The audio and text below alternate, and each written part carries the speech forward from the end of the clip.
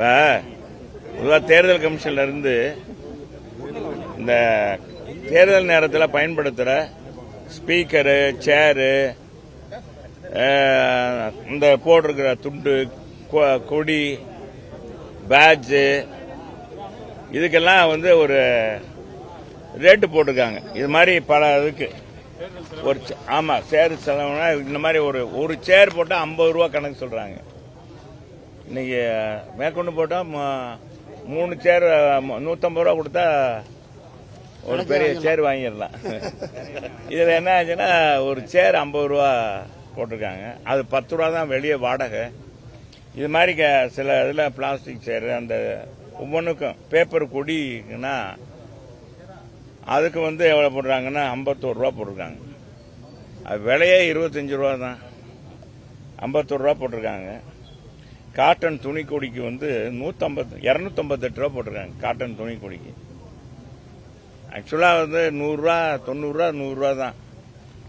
இதெல்லாம் இப்போ நாங்கள் சொல்லிட்டு வந்திருக்கோம். ஒரு மாநகராட்சி மண்டபத்தை பிடிச்ச ஒரு ஆலோசனை கூட்டம் போட்டால் 60,000 ரூபா போட்டிருக்காங்க. 60,000 ரூபாயே மாநகராட்சியில் நிர்ணயமே கிடையாது. மதுரை மாநகராட்சியில் எடுத்துக்கிட்டீங்கன்னா தெரியும். 25 ரூபா, 10 ரூபா, 15 ரூபா, 30 ரூபா, அதிகபட்சம் 30 ரூபா இருக்குமா? அதிகமாக அவ்வளோதான் இருக்கு. அது இது நமக்கு தேவையில்லை. டவுன் பஞ்சாயத்துக்கு அங்கே பஞ்சாயத்து ஆஃபீஸில் அங்கே ஏதாச்சும் இருந்துச்சுன்னா, மண்டபம் இருந்துச்சுன்னா அதுக்கு 15,000 ரூபா போட்டிருக்காங்க. இதெல்லாம் நாங்கள் சொல்லியிருக்கோம். காலையில் டிஃபனுக்கு இவங்க போட்டிருக்கிறது 93 ரூபா போட்டிருக்காங்க. அது இட்லி இருந்தாலும் சரி, பொங்கல்னாலும் சரி, இந்த மாதிரி போட்டிருக்காங்க. ஒரு இதுக்கு ஒரு மினி டிஃபனுக்கு கிடையாது, ஒரு இதுக்கு. அது வெஜிடேரியன் சாப்பாடு இந்த மாதிரி நிறைய இது பண்ணியிருக்கு. இதை கொஞ்சம் குறைக்கணும். ஒவ்வொரு மாவட்டத்துக்கும் ஒரு விலைவாசி இருக்கு அப்படின்னு சொல்லியிருக்கோம். அதை மேலே அனுப்புறேன்னு இருக்காங்க. இது முக்கியமான கோரிக்கைன்னா, மதுரை இப்போ மாநகரில் முழுமையாக எப்படி இருக்குன்னு தெரியல. எனக்கு மேற்கு தொகுதியில் பார்த்த அளவுக்கு பார்த்தீங்கன்னா இந்த பெர்மனண்ட் இடமாற்றம் இருக்கும். 3 தேர்தலில் வாக்களிக்காதவங்கெல்லாம் இருக்காங்க. அவங்கெல்லாம் திரும்ப வாக்காளராக சேர்ந்திருக்காங்க. டபுள் என்ட்ரி இருக்கும். அந்த டபுள் என்ட்ரி அப்படியே இருக்கு சில பகுதியில். அப்போ அவங்க டெத்தும் அதே மாதிரி தான் இருக்கு. நிறைய பகுதியில் டெத்து இருக்கு.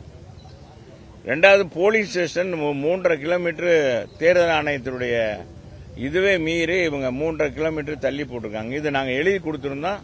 ஆனால் அது வரல. ஏற்கனவே நாங்கள் எழுதி கொடுத்துருந்தோம். இந்த மாதிரி அங்கே இருக்கக்கூடாது, பக்கத்தில் இருக்க ஸ்கூல்லே நம்ம போடலாம் அப்படின்னு சொல்லியிருந்தோம். அதுவும் செய்யலை. இதையெல்லாம் கோரிக்கையாக கொடுத்து அந்த இஆர்ஓ மேலே நடவடிக்கை எடுக்கணும்னு சொல்லி, வெஸ்ட் இஆர்ஓ மேலே நடவடிக்கை எடுக்கணும். பிஎல்ஓ போட்டதும் சாதாரண ஆளுகளாக போட்டு விட்டாங்க. துப்புரவு பணியாளர்கள் படிக்காத அவ்வளோ தூரம் விவரம் இல்லாதவங்கள போட்டு, ஏன்னா ஆள் பற்றாக்குறை, நாங்கள் என்ன பண்ணுறது அப்படின்ட்டாங்க. ஆக இதெல்லாம் செய்யலை. அதனால் அதையும் சொல்லிட்டு வந்திருக்கோம். ஏன்னா அது நடவடிக்கை எடுக்கிறேன்னாங்க, இது வரைக்கும் இல்லை. ஃபைனல் லிஸ்ட் வேறு வரப்போகுது. அதனால் ஓட்டர் லிஸ்ட்டில் இந்த மாதிரி வருது சார், இதுக்கு முழுக்க காரணம் அவங்க தான் அப்படின்னு சொல்லியிருக்கேன். 2வது நான் தான் இதனுடைய பிஎல்ஏ, மதுரை ரெவன்யூ டிஸ்ட்ரிக்டுடைய பிஎல்ஏ நான் தான் ஆதென்டிகேட்டடா. நான் எழுதி கொடுத்தும் கூட அவங்க அதை கன்சிடர் பண்ணலை. இஆர்ஓவும் கன்சிடர் பண்ணல. கலெக்டர்ட்டையும் கொடுத்தேன். கலெக்டரும் நான் பார்க்குறேன்னாரு. இப்போ என்னன்னு திரும்ப பார்க்குறேன்னு சொல்லியிருக்காரு. ஆமாமா, சில அதிகாரிகள், காவல்துறை அதிகாரி இப்போ ஜெயந்திபுரத்தை எடுத்துக்கிட்டா, ஜெயந்திபுரத்தில் இன்ஸ்பெக்டரும் ஒரு எஸ்ஐயும் பார்த்தா, இன்ஸ்பெக்டரும் ஒரு எஸ்ஐ பார்த்தீங்கன்னா தொடர்ந்து ஆளுங்கட்சி சப்போர்ட்டா இருக்காங்க. அதே மாதிரி ஆண்டாள்புரம் போலீஸ் ஸ்டேஷன்லயும் அப்படித்தான். நாங்கள் உட்கார்ந்துருந்தது கூட 3 அமைச்சர், முன்னாள் அமைச்சர்கள் உட்கார்ந்துருந்தோம். அந்த அன்னைக்கு ஆர்ப்பாட்டத்து நிகழ்ச்சிக்காக வந்திருந்தது.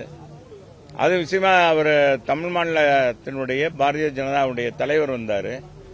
அதுக்காக அதை எப்படி செய்யலாம், எப்படி அந்த மேடை அமைக்கலான்னு கேட்டோம். ஆனால் கொஞ்சம் கூட்டம் வந்துச்சு. அது கட்சி நிர்வாகி வருவது வாஸ்தவமான ஒன்று. நிர்வாகி வந்ததை கூட என்ன சொல்றாரு, அதெல்லாம் இருக்கக்கூடாதுங்க, இங்கே நீங்கள் கிளம்புங்க, போங்க. யாரோ ஆடு மாடை விரட்டுற மாதிரி விரட்டுறாரு அந்த இன்ஸ்பெக்டர். நான் கேட்டேன் புதுசு அவர் புதுசுன்னா இப்படி ஆடு மாடை விரட்டுற மாதிரியா சொல்லுவாங்க.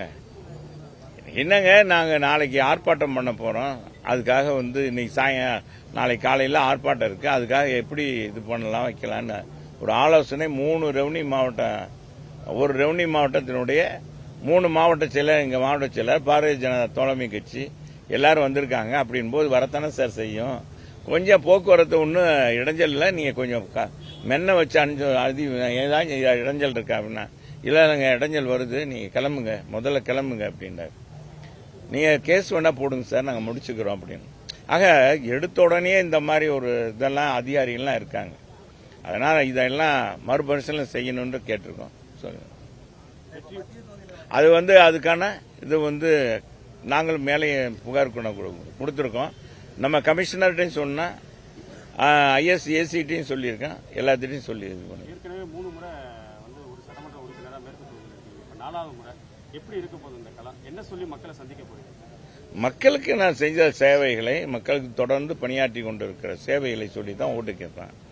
வேற என்ன சாதனைகள், எங்கள் ஆட்சியில் கொண்டு வந்த சாதனைகள், திட்டங்கள், அந்த பகுதிக்குடைய வளர்ச்சிக்காக செய்த திட்டங்களை எல்லாம் எடுத்து சொல்லிடுறேன்.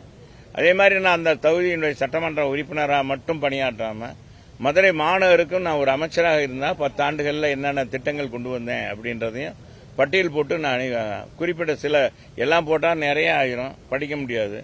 இதுவே பொடிசா இழுத்து இருக்குன்றாங்க, அதுவே போட்டு எல்லாருக்கும் கொடுத்துருக்கேன். மேற்கில் சூரியன் மறையாது உதிக்கும், எப்படினாலும் நாங்கள் கைப்பற்றுவோம் அப்படின்னு ஆளுங்கட்சி திமுகவினர் செயல்பட்டு இருக்காங்க. எதிர்கட்சிகள் பொதுவா அவங்க அப்படிதான் சொல்லுவாங்க. ஒரு கட்சி சொல்லுவது அப்படிதான் சொல்லுவாங்க எப்பவுமே. பொதுவாக இயற்கையாகவே சூரியன் கிழக்கே தான் உதிக்கும், மேற்க மறையும். இது இயற்கை தான். அது இயற்கை நீதிக்கு மாறாக அங்கே நடக்க போறதில்லை. மக்கள் தெளிவாக இருக்கிறாங்க. தங்க கட்டியாக கொடுத்தா கூட மக்கள் வாக்களிக்க தயாராக இருக்க மாட்டார்கள். பார்ப்பார்கள், கொடுப்பார்கள், வாங்குவார்கள், எல்லாம் செய்வார்கள். ஆனால் நிச்சயமாக மக்கள் நியாயமாக நமக்கு யார் வேலை பார்க்கக்கூடாது. அவங்களுக்கு தெரியும் 5 ஆண்டுகளுக்கு ஒரு முறை வர்ற தேர்தல். இப்பொழுது மட்டும் இவ்வளவு தாராள மனசு வருகிறது, ஏன் இது வரைக்கும் வரலன்றலாம் நினைப்பாங்க. இது வரைக்கும் என்ன செஞ்சாங்க அப்படின்லாம் பார்ப்பாங்க. பார்க்காத மக்கள் இல்லை. மதுரை நீதி கேட்ட மண் மதுரை மண் என்ன தெரியுமா? அதனால இந்த மண்ணில் யாரையும் ஏமாற்ற முடியாது. வடக்கு தொகுதி காங்கிரஸ் எங்களுக்கு வேணும் அப்படின்னு சொல்லிட்டு அவங்க கேட்டுக்கிட்டு இருந்த நிலையில இப்ப மீண்டும் அவரை அதெல்லாம் நம்ம அந்த கூட்டணியை பற்றியெல்லாம் இதுதான் நம்மளுடைய. சரி வரேன். சரி வரேன். கிழக்குல உதிக்கும் அப்படின்னு சொல்றீங்க. மூர்த்தி 3வது முறையா கிழக்குல போட்டிடுறாரு. கிழக்குன்னா நான் என்ன சொல்றேன், அவர் சொன்னது, அவர் கிழக்குல நிக்கிற அதேவா சொல்றேன். அந்த மீன்மன்ல சொல்லல, இயற்கையை பத்தி சொன்னேன். அவர் தோக்குறாரா ஜெயிக்கிறான்னு அந்த மக்கள் பொதுவா தேர்தல்னு வந்துட்டா மக்கள் தாங்க எஜமான். இப்ப மந்திரியாவது எந்திரியாவது யாராவது அதெல்லாம் கிடையாது. இப்ப எல்லாருமே தேர்தல்னு வந்துட்டா மக்களை போய் தான் பார்த்தாங்கன்னு. மக்கள் யாரை விரும்புறாங்களோ அவங்களை தான் தேர்ந்தெடுப்பாங்க.